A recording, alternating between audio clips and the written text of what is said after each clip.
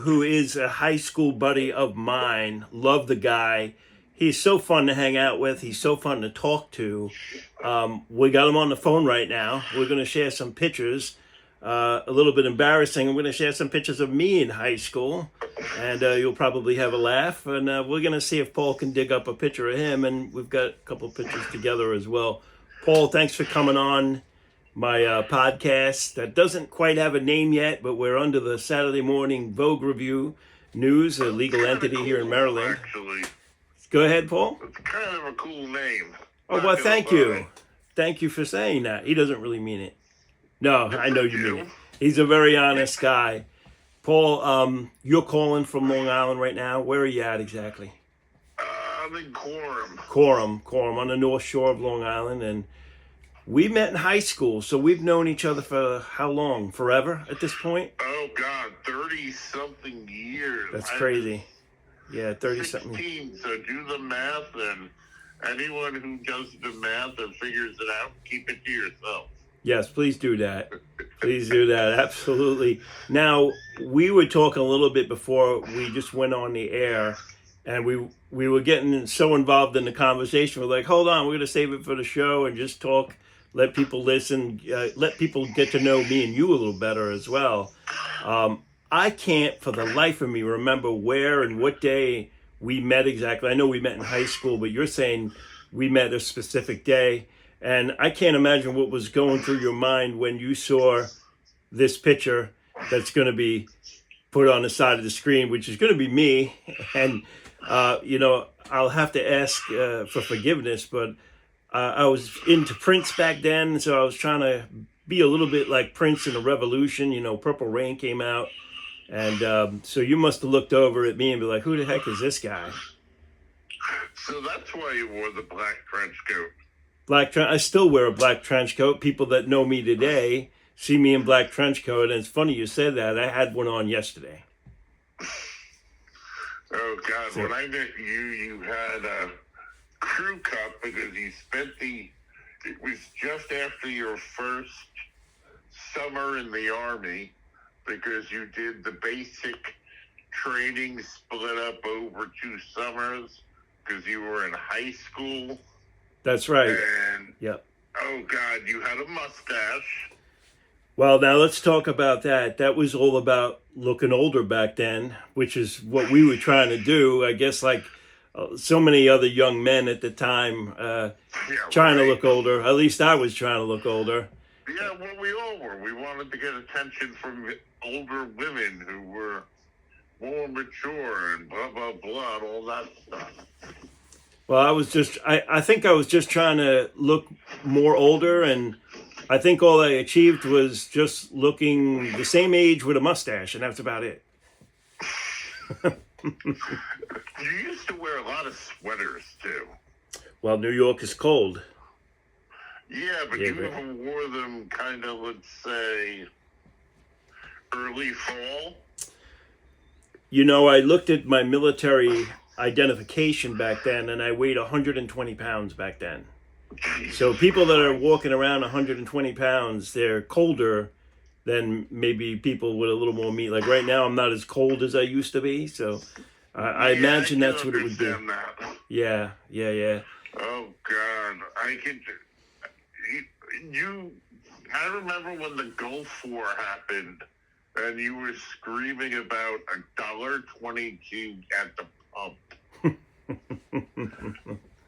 Because remember those days? Before the Gulf War was like 92 cents.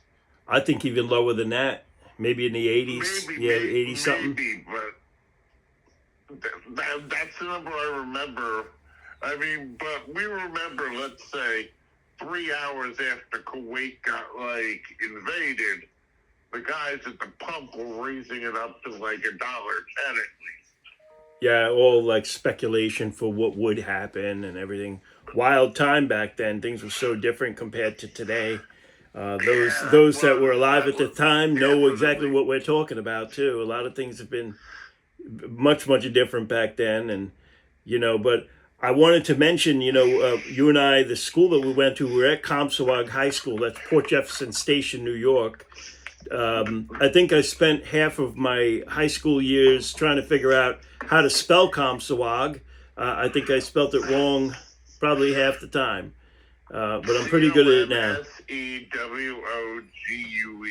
See, now I would have to write it down to get that right. I don't think I could just do it off the top of my head. I have to write it down. Isn't that terrible? Yeah, well, and spelling's was always one of my areas. Even when I became a teacher, I remember misspelling a word or two when I was student teaching, and my mentor teacher idiot, this is how you spell this. And I was like, whoops. And he's like, you're lucky none of them caught it. And I was like, okay. Yeah, well, I'll tell you, I know you very well. And for you to be a teacher, I know that you were very beneficial to students. I know that you're a very kind, loving person. So that's kind of what we need as teachers, you know. And we had some role models in our school like that, you know, a teacher is so important. So I think from me and Paul to the world, if you're a teacher, thank you so much. And my one daughter is actually a substitute teacher in the public schools here in Queen Anne's County, Maryland. We're extremely proud of her for that as well. But I'm proud of you, Paul, because teaching kids, you know, that takes a special trait. And, you know, I'm sure we didn't always listen to our school teachers every time, but we certainly had our favorites, and they were impacts on our life. I think, at least for me, and I'm pretty sure for you as well.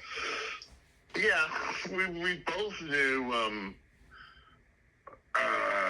We kind of had the same teachers in sense, yes. And you and I kind of like the same ones, right? We were kind of almost on the same frequency. Oh, pretty much. Yeah, just by chance like that.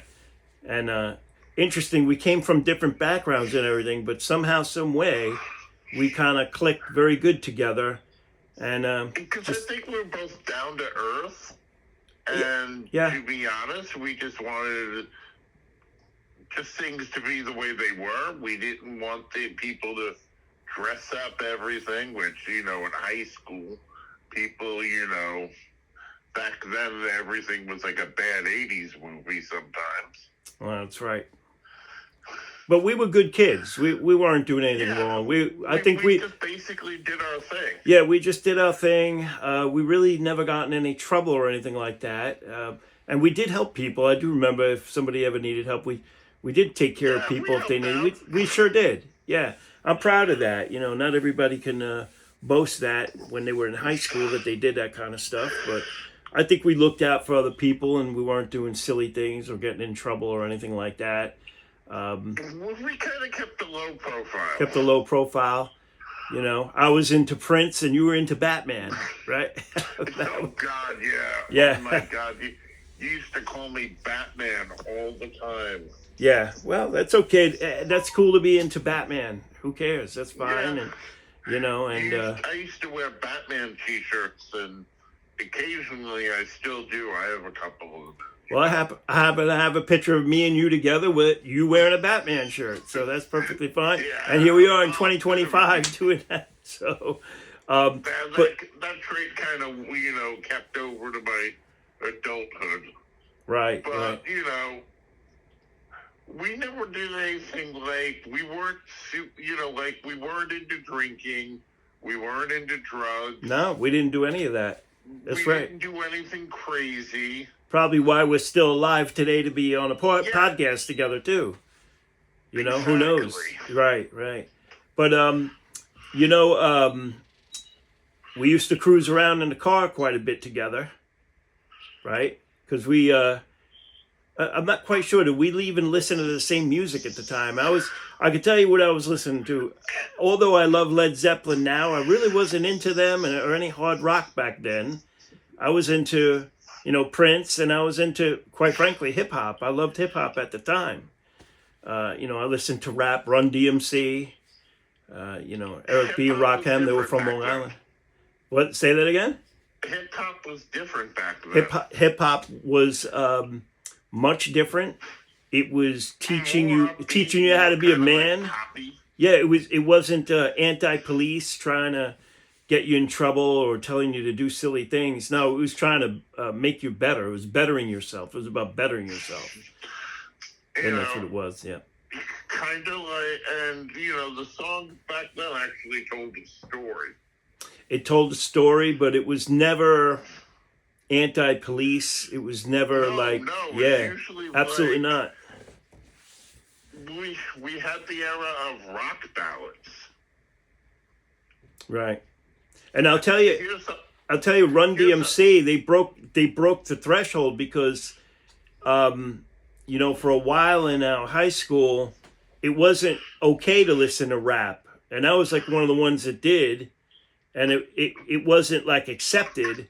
But as soon as Run DMC came out with that song, Walk This Way, then it was okay. It was half rock and roll, and then it was okay. That they broke. They don't get the credit. They ought to get a new Nobel Peace Prize for that. Honestly, because people would come up to you, other kids would come up to you, and they'll be like, "Well, what music do you listen to?" And if you said hip hop, you might get in a fight.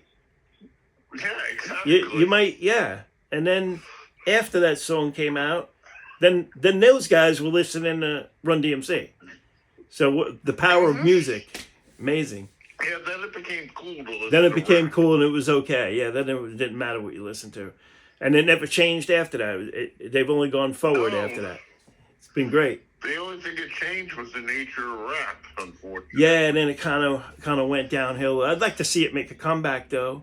Maybe we could get the old time rap. I would love to see some of the old time guys. Let's get them out there. We could ask. I know Biz Markie. He just passed away maybe a year ago. Unfortunately, I listened to him. Well, I guess we won't be running him back. We won't be getting him back, but he lived up in Coram where you are at one time. Did he? He did. He did for a short period of time. He sure did. But I'm wondering what you were listening to at the time. Well, a lot of as much as my sister and I fought like cats and dogs, I kind of inherited her love of metal back then, like AC/DC, Guns N' Roses. But if you were listening to that, back then, you had to wear a leather jacket. Remember? Yeah. You like it. So if you were a rocker guy, you had to wear a leather jacket, or you just weren't allowed to be listening to that music, I guess. Very strange. I know today people find that hard to believe, but it's true. Mm-hmm. You had to dress a certain way. We also had MTV when it was MTV.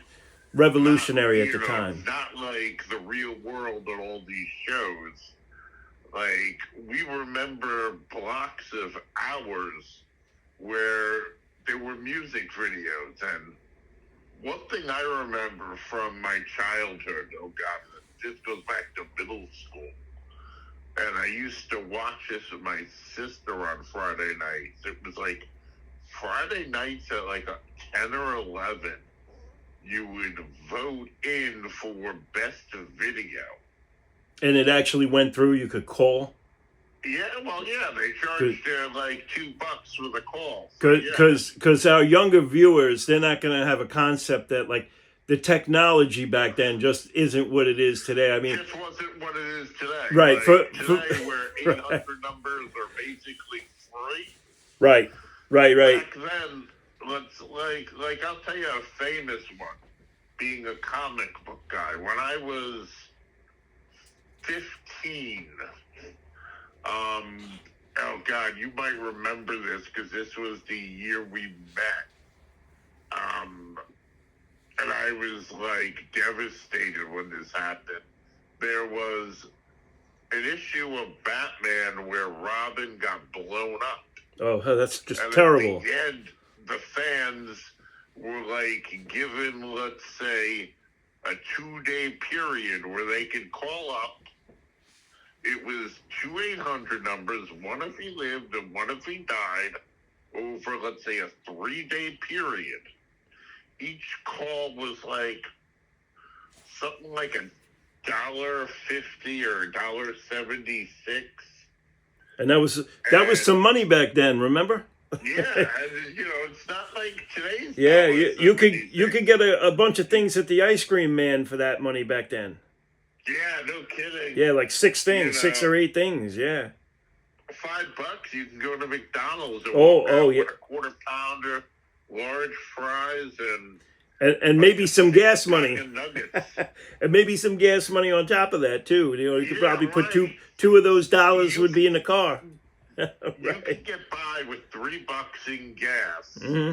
and get through, let's say, 2 or 3 days, like half a week of gas, because gas was like $1. So Yeah, yeah. I 3 mean, gallons. If your car got 20 to 25 miles a gallon, which most didn't, because let's face it, we drove clunkers back then. hey, not me, Even the best not me, cars Paul. only got 20 miles an hour. Who are you saying drove a clunker? I had a '69 Dodge Dart. I think you know about. Oh, yeah, well, you had a couple of them. Yeah. Well, the green one is what we're talking about. It's a '69 Dodge Dart. It had a slant 6, and we would cruise, and we had a great time doing it. We would be Yeah, it was great a time. blast. Great time. It was a blast. Yeah. I mean, for those of us that are watching that are in their 50s like me and Paul, thinking back of just going cruising around town with your buddies, that was a blast. Friday nights, we did a lot of that. We did a lot of that, and we would go what would be called Downport, which is really Port Jefferson, down by the water on Long Island, New York. Station, we get ice cream at the ice Oh, cream place. always something going on down there. Always cruising around. Exactly. Just cool to just have the windows down, cruise around. I don't think that thing had AC or power steering. And it didn't. Oh, God. that's right. You're right. They didn't, but that car had some zip. It was that slant Yeah, 6. especially when you used to set the idle higher.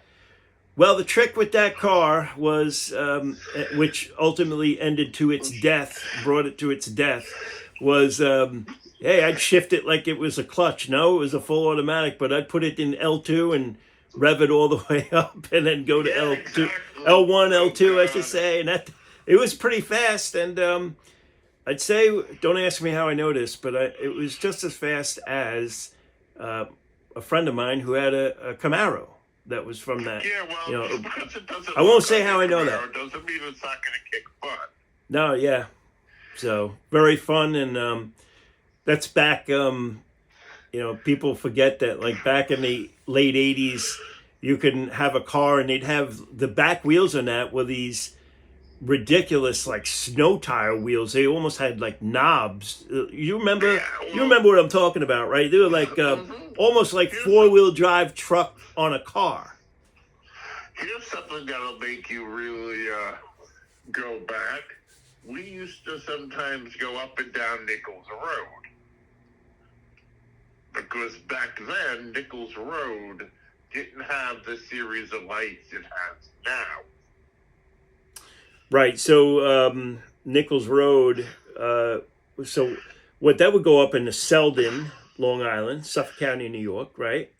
But Nichols would go up and then go all the way down. Let's see, all the way down to Bayport, right?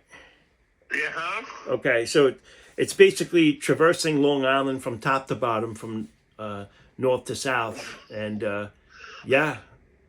That's it. It didn't have as many lights as it had now. Right, So that's you correct. Yep. It was just like could, you could almost open it up and go zoom. Well, yeah, and it was, I mean, basically a highway that was unrestricted, basically, and there really wasn't much traffic on it. Uh-huh. So and when we were younger, Boyle Road didn't have all the stop signs in it until we got about in our late teens, early 20s. Right, because I went to Boyle Road Elementary School, and you could take. So did I, Yeah, actually. right, and so yeah, I don't recall all the stop signs. They put them in later, probably because of me and you. Probably. Right, or what we did in a '69 lime green Dodge Dart. By the way, everybody, it wasn't.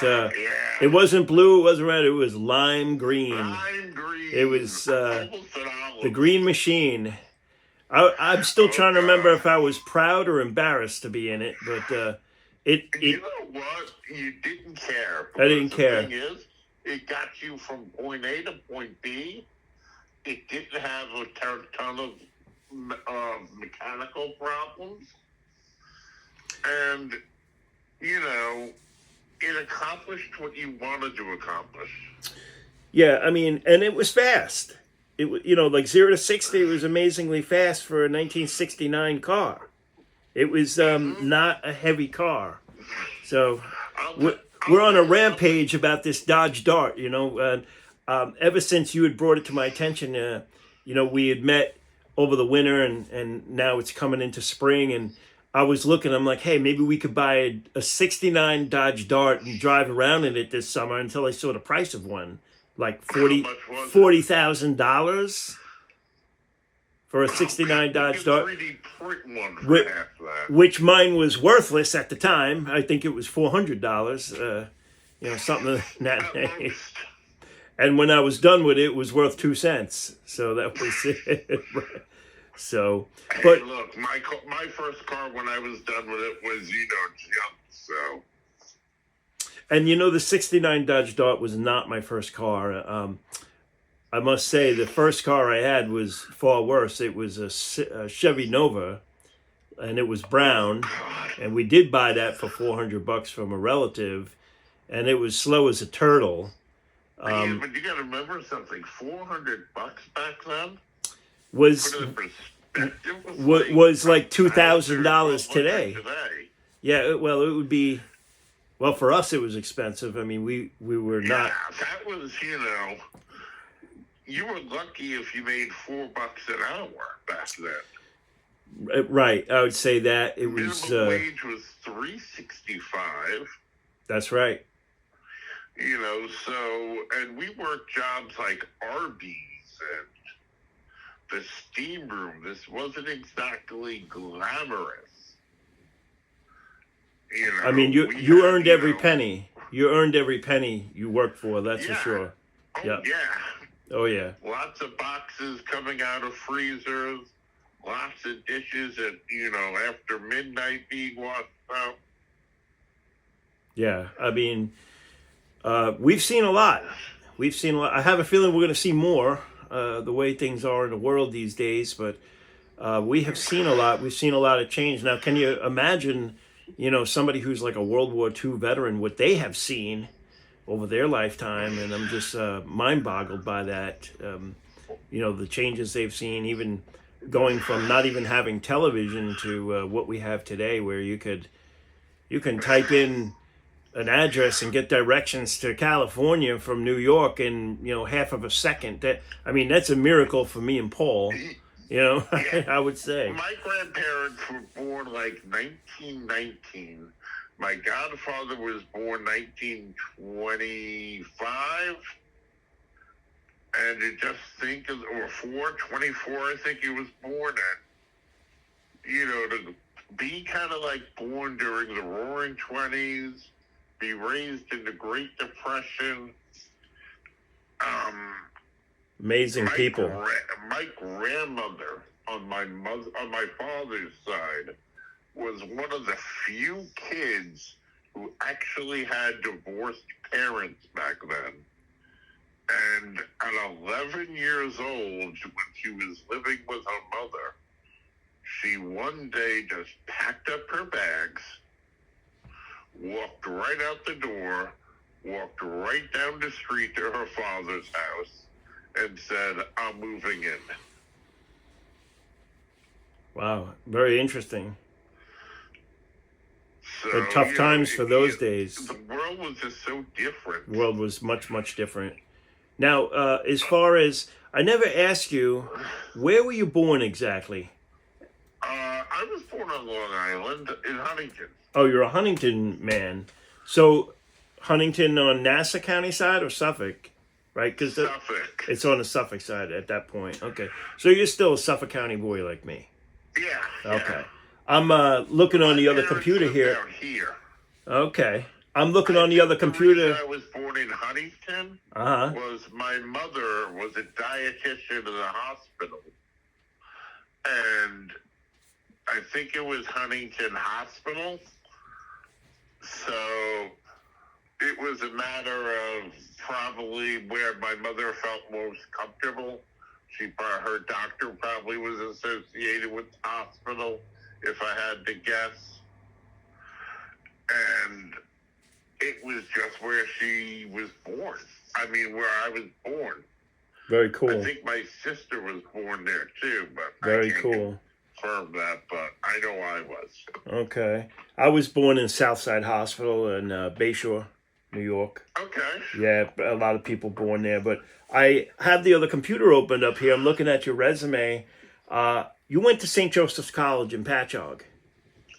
Which is very different than it was when I went went to school. Okay. But that's kind of cool, very convenient. That I remember when that college opened up, that gave a lot of opportunities for Long Island kids in Suffolk County, in that area, and Suffolk Community College as well, I see. They were a good Christian college. They were. Yeah, they were. And are they still in operation today? Yeah, but they're different. They're just different. Okay. They're a lot less, I hate to say it, but they're kind of like a lot less into Christian ideology. But they kept the name. Yeah, well, it's they have an alumni, they have donors. Okay. And, they have, the name brings kids and tradition. Right, gotcha. And you have a BA, ultimately. You have a BA in English. Correct. So sometimes when I go out of state, they still say I don't speak English because they can't understand my accent because I'm from New York. And I offer them a translator. I get that too, so. You get that too, right? So maybe we should put subtitles on the bottom of the video for anybody that doesn't understand our accent. But that's really great. I mean, the BA in English, you're on the Dean's list. Well, I've never been there. So how does that feel? I actually buckled down when I went to St. Joe's. That's awesome. Very good. I'll tell you why.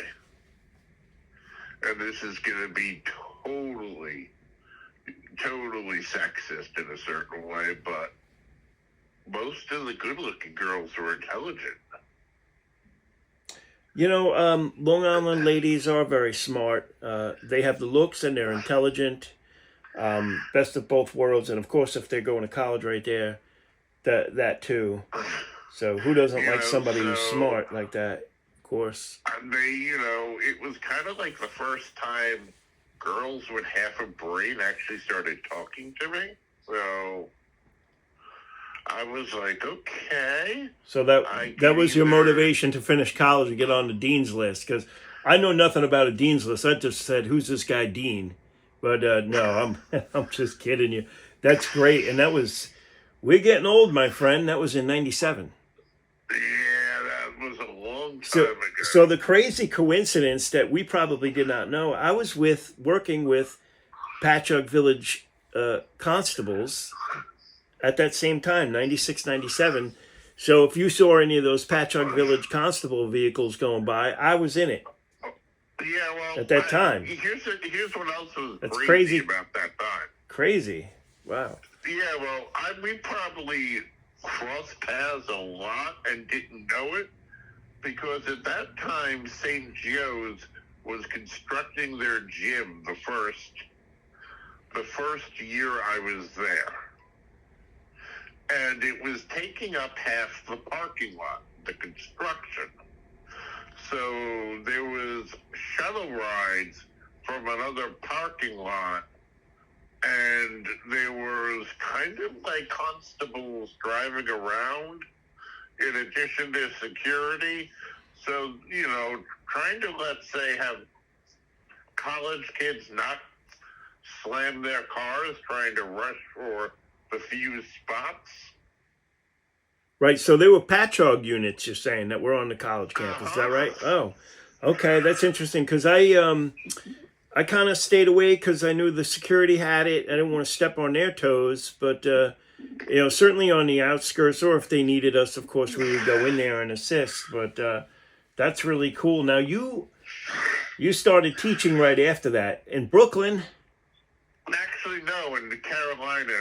But okay, it's out of a Brooklyn managed organization is where you were going. 6th, 7th, and 8th grade teaching. That was my second year, yeah. Yeah, so 98, 99, that's pretty impressive. And then back in 99 and 2000, you're working at a Bayshore where I was born, right? But actually, no. First year was in North Carolina. Okay. Second year was in the city, and after that, I got into home teaching. Okay. So, I mean, the way I see it is you deserve a lot of credit because you're teaching our kids, taking care of them. And I know I don't have to say it to you, but when my daughter goes and teaches the children in the public schools, I say, take care of those kids. You know, I think teachers that care and love the children, they're the best. And I know that some teachers loved us. There's no doubt about Paul. And some of them, some of them did. Some of them tolerated us, and there was some that loved us. That's right. They loved us, and and again, I can say this in a court of law. You're a great guy, a loving person, a kind person, emotional.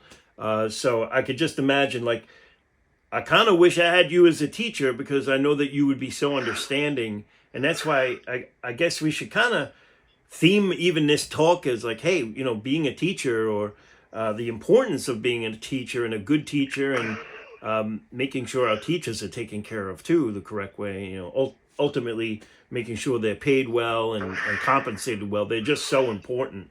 And I know a couple of teachers that you and I really loved, and again, it made the difference for me and you. Yes, it did. Yeah, it did. I mean, did. To be honest, there was some times, and we have to be honest with ourselves, and that's part of being on a podcast and, reaching viewers and being honest. But some of those teachers, I was kind of going there just to be in their class. Like, hey, if I didn't want to go to school that day, but you know what? I'm going to be in so-and-so's class. I really like being with them. And, exactly. And then you were going, like, okay, I'm going to go to school, And that's what it should be like. You should have a decent rapport with your teachers. And I think we were closer to teachers back then than we are now. Like, yeah, because the nature, I think, of education has changed. Right. And I guess that things change over time, but I'm not sure everything's changed for the better.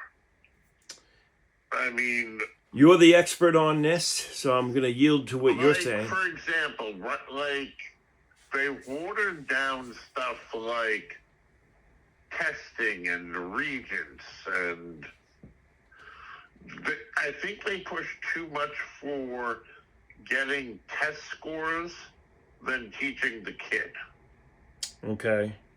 Like, for example, when me and you went to school, now I couldn't do anything with my hands. I've got 3 left thumbs.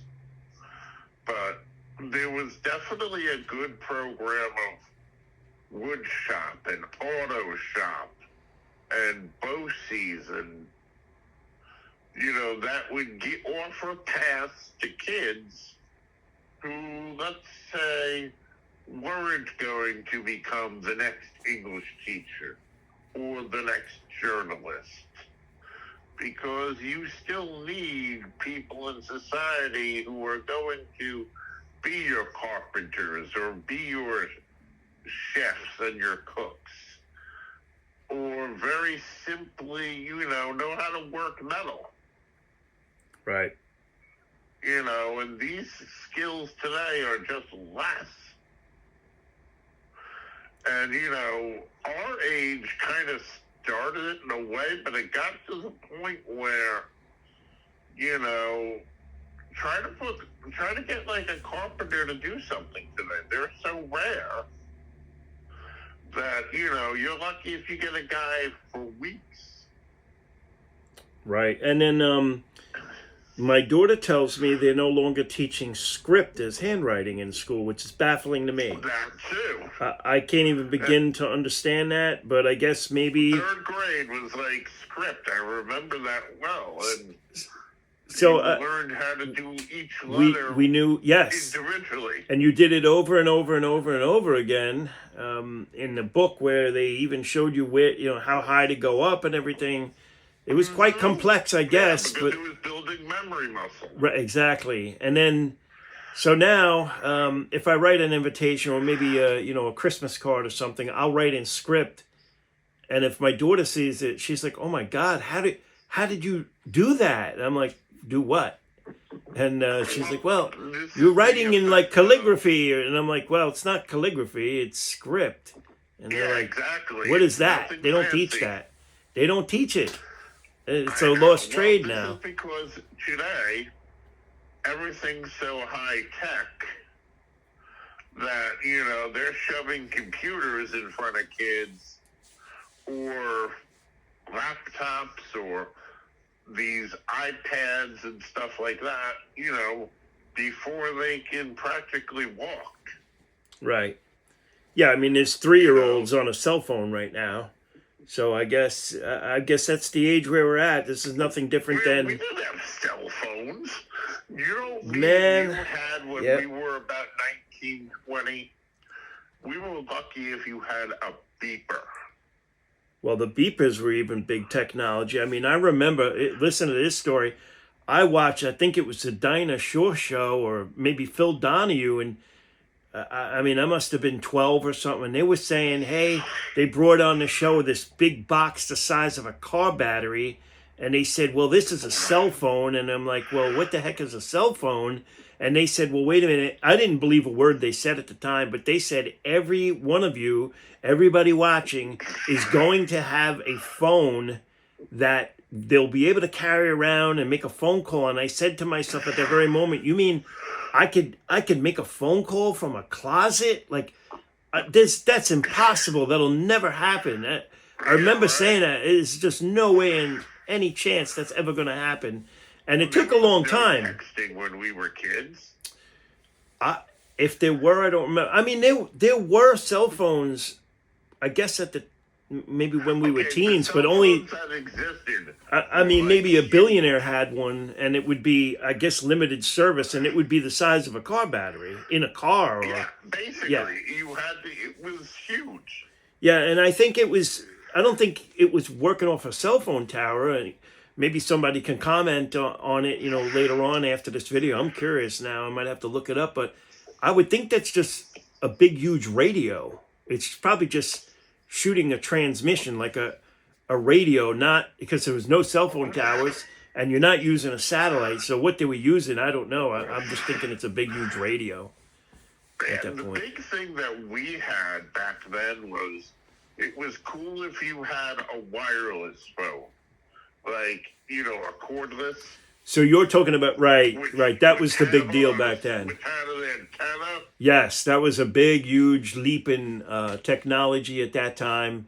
We had, at least in my lifetime, and I think in your lifetime, you had the phone. It was on the wall. There was a cord. The people that were smart had a cord like 20 feet long. If you could find one in a store, you could add a longer cord that could get you all the way to the kitchen or something. And it was a rotary phone, and you dialed O for operator. So if you needed the police or the fire department or an ambulance, you dialed O, and it took like 3 seconds for it to dial because if you look at a rotary phone, how that works, they're like, what the heck? So then we had the big leap. Hang out on Friday night, one of us called the other. On what night? If we wanted to hang out on Friday or Saturday, right? One of us called the other. Right. Okay.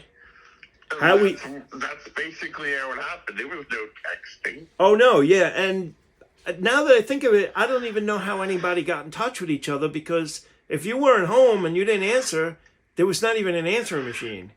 You left a message you were lucky if you.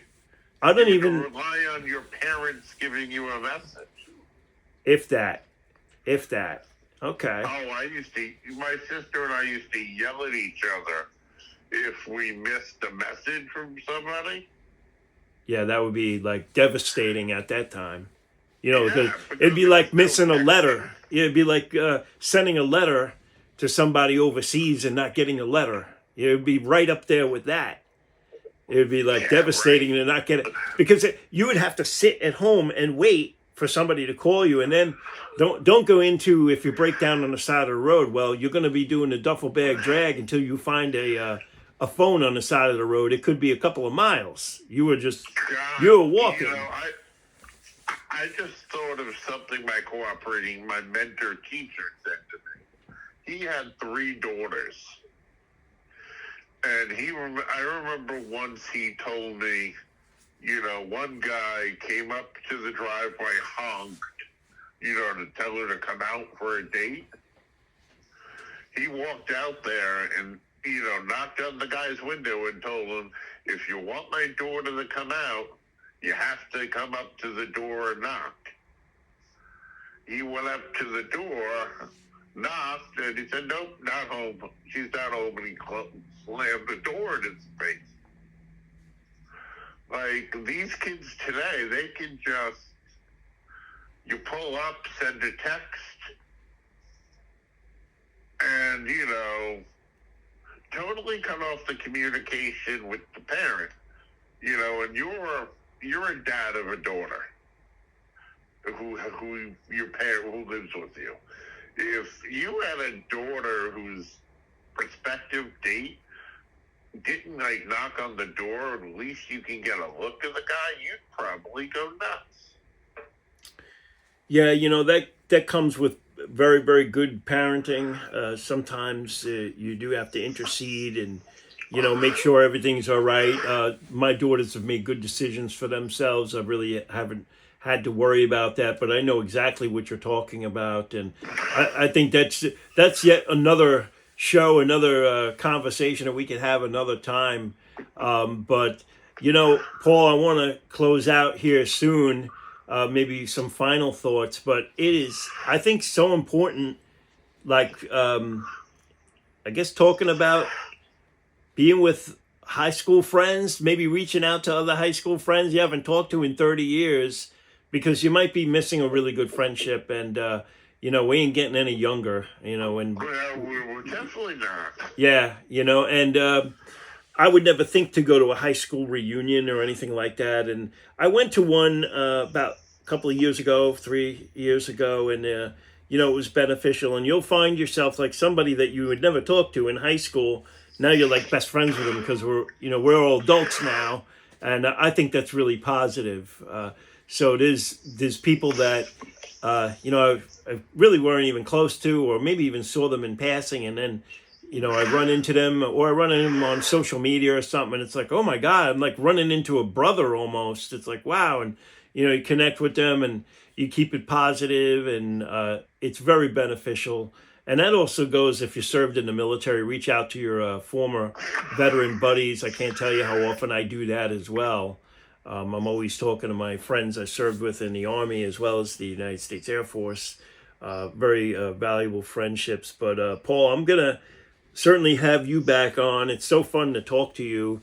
Whether we're on, whether we're on podcast or not, we're always having a good time talking, and it's entertaining to just listen to you and me talk. We could go on for a long time and really just talk out loud, and it becomes interesting, I think. Yeah. And I'm looking forward to the next couple of times we get together. Yeah. That'll be fun, too. Yeah, well, I hope you're brave, because we're going to get a little bit more animated, and we're going to get YouTube videos going on, and or I should say Zoom videos.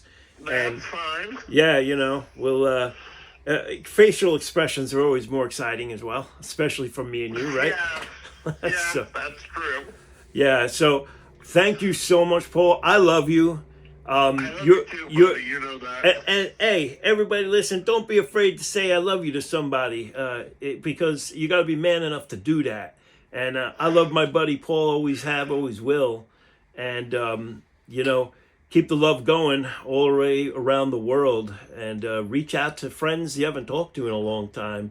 You'll have a good time reconnecting. And, Paul, we're going to be getting together in the summer, and we're going to go to the Hamptons and hang out, I think. All right. Sound good, man? Okay. All right. Well, thanks a lot. Your book thing. Oh, well, okay. April 17th, I'll be up in Bayshore at the Bayshore Brightwaters Library. I'm doing a TWA Flight 800 presentation for none other than the Bayshore Historical Society. So I'm very proud that they asked me to do that, because being born in Bayshore, what a great honor it is to do that for the Historical Society where you're actually born.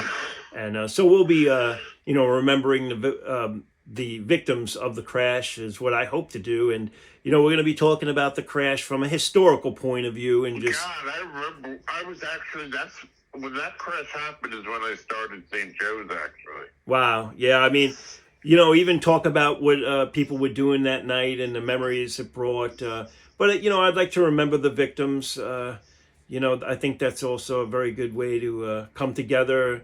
And, maybe as a historical society and as a group, maybe we could just come together and embrace each other and pray for these poor victims that perished that evening. I think that would be a really good thing for us all to do as a community, and let the world know that we haven't forgotten about the victims. So I'm looking forward to it. I think you're going to be there. I think your lovely wife is going to be there. Yes, we're going to have a good time. If you're watching this video, come on and show up there too.